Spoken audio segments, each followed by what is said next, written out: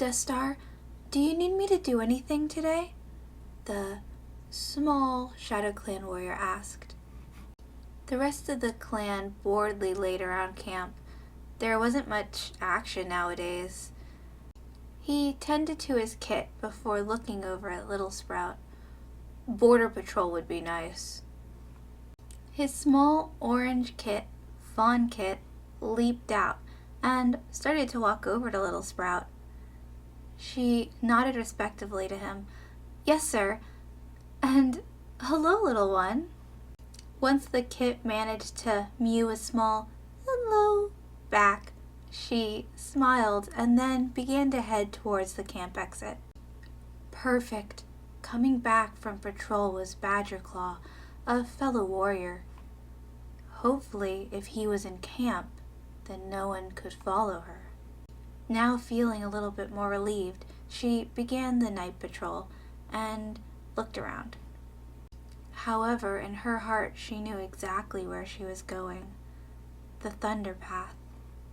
Once there, she began to sniff around and do her usual border patrol duties, but she was excited.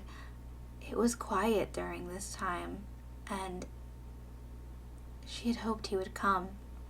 She paced and watched for the other side, hoping she would see him, but nothing, until she heard a voice. "Hello, stranger," he said with a soft chuckle as he approached her. She was a little startled at first, but quickly relaxed when she noticed his familiar dark pelt. It was Mason. "Oh, Mason, hi!" She purred and couldn't help but blush. "You're so close to camp.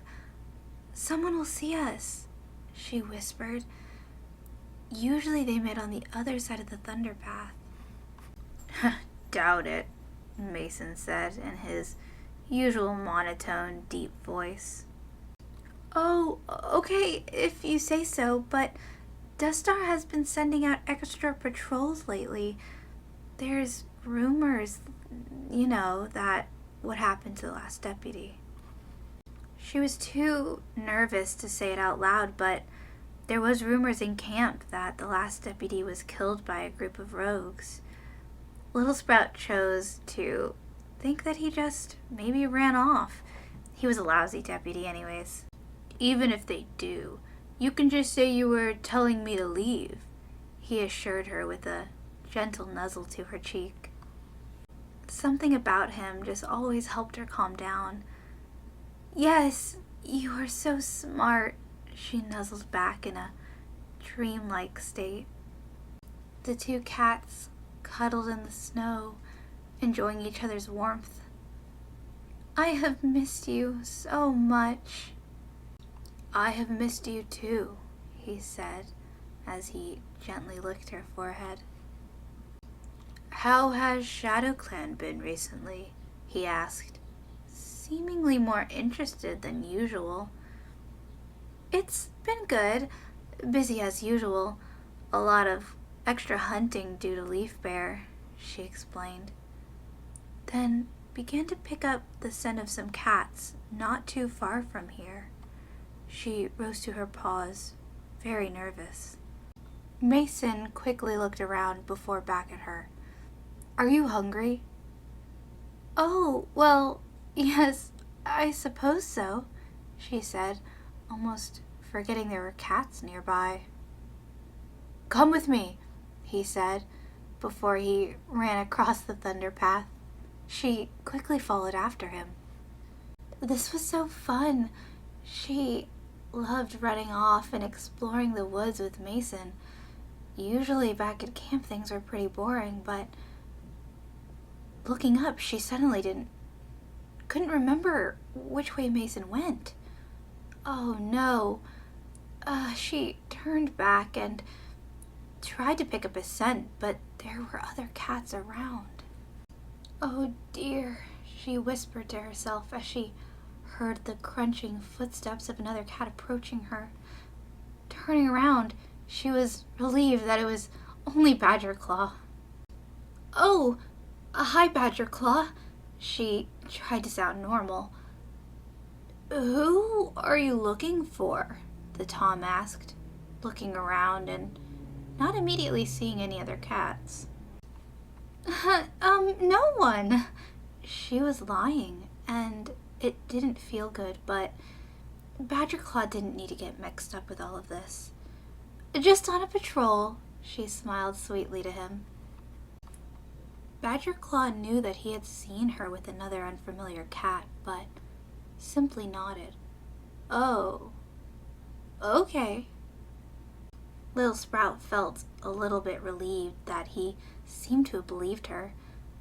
Would you mind escorting me back to camp? She asked. Sure, the Tom said simply, as she began to follow him. She couldn't stop thinking about Mason and if he was okay. Surely he would be okay. He was a large, muscular Tom. Not very many clan cats would mess with him. Anyway, she tried to clear her mind and walk back. The two made it back to camp safely, and everything seemed normal. Maybe she could get away with this. It's not like her seeing Mason was hurting anybody or the clan. They had enough to deal with. She looked back over at Badger Claw.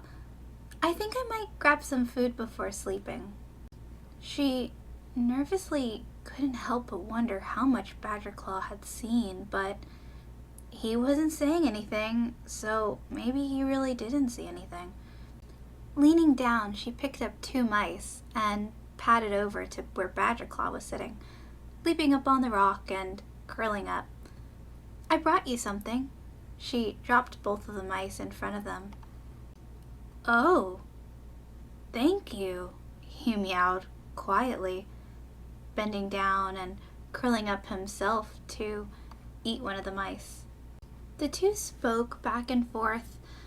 She was hoping that if he did see something, he would admit it to her now that they were talking a little bit more alone, but he remained completely normal, smiling and sharing food with her. It was kind of nice. She was often so busy running out of camp and out with Mason that she never spent any time with her own clanmates. She was a little surprised by his next comment. Sometimes I wonder if Shadow Clan is where I'm supposed to be, he admitted. Oh? She tilted her head. I can't imagine myself anywhere else. My whole family and their family have always been Shadow Clan cats. The Tom looked at her questioningly. She kind of picked up on this and quickly jumped up. Well, I should be getting to bed. See you around, she said as she walked through the camp. It was now a few moons later, and she was waking up for the dawn patrol. But she woke up a little earlier than she needed to.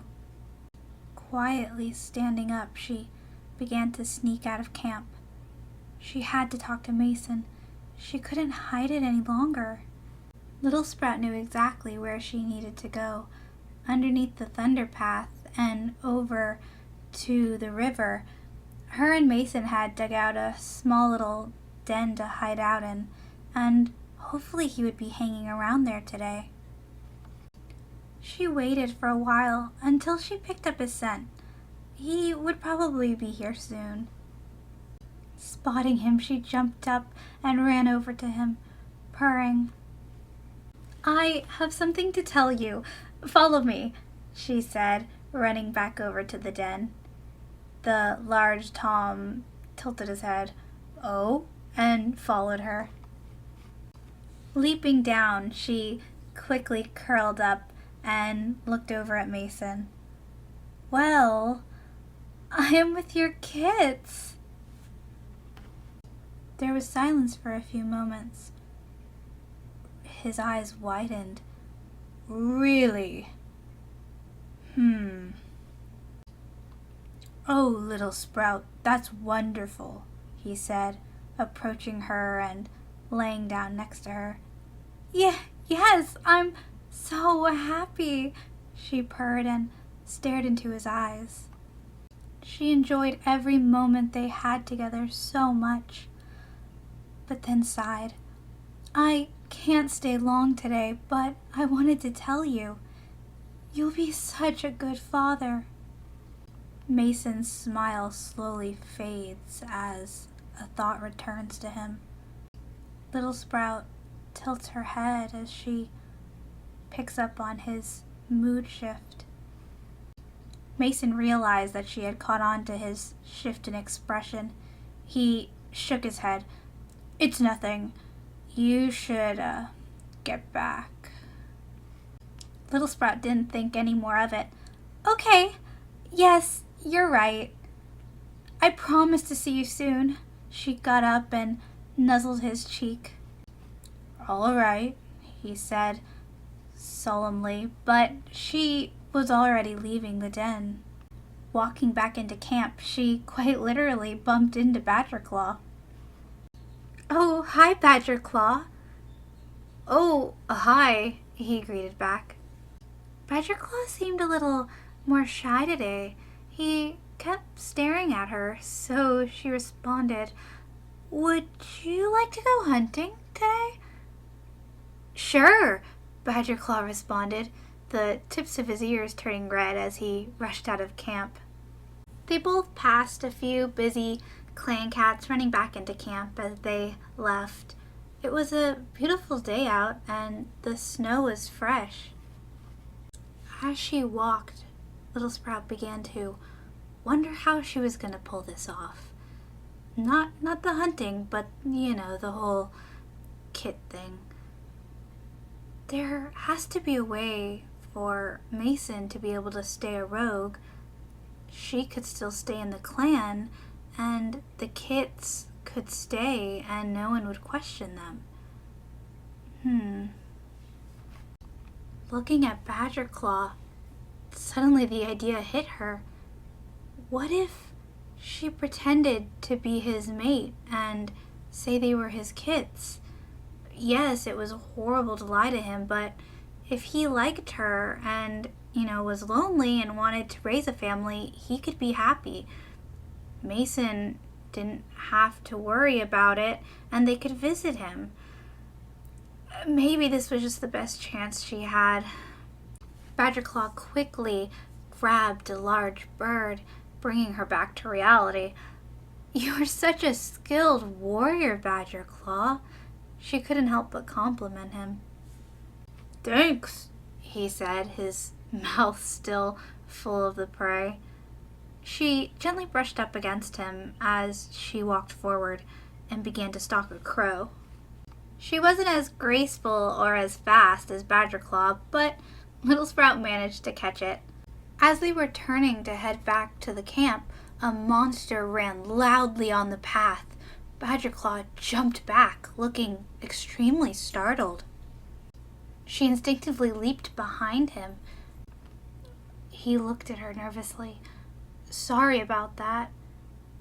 It's okay. That thunderpath can be pretty scary. Let's get back to camp, okay? She said, hoping to get his mind off of it. Turning around, they both walked back through their territory through the snow and made it back to camp. A little while later, Littlesprout was laying out on a rock sunning herself. She spotted Badgerclaw. Come join, she called out. Oh, okay, he said, trotting over to her. Sitting fairly close so only the two of them could hear, she leaned in closer. I want to tell you something. She impulsively made up her mind and thought this was the best answer. Yes? He asked, turning his head to face her. Well, would you like to be mates with me, Badgerclaw?